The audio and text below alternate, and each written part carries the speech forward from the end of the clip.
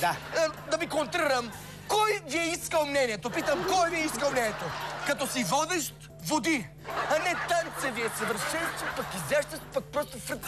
Не исках само да кажете, че танцът е перфектен. Какво? Ма има си хора, които да кажат, че танцът е перфектен. Ти си водиш шоуто и си водещ.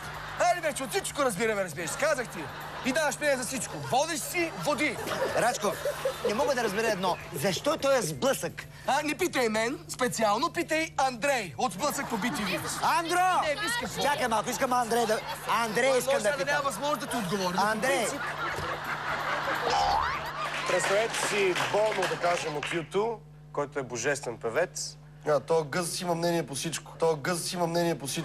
Василев, според тебе, Боно е гъс, защото има мнение по всичко? Или има мнение по всичко, защото е гъс? Питам, понеже Андрей има мнение по всичко. Айнщайн да мисли, Боно да пее. Мечка да се жени! И Андрей да мълчи. Айнщайн да мисли, Боно да пее. В световния мир, в глобализацията, аз имам това си ми слаба тема. Моля, Важното е, че пее добре.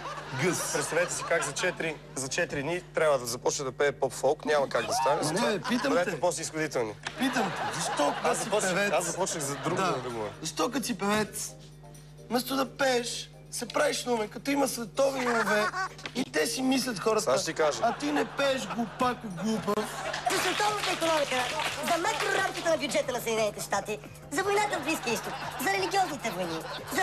Защо не пей гъс? Не взимай мнение, пей гъс. Пей гъс, пей гъс. А ти не пееш глупако глупав. Браво, бе! Сега, ако можеш и да го изпееш, умнико умен. Ама да помоли YouTube да напишат музиката. Пей гъс, пей гъс.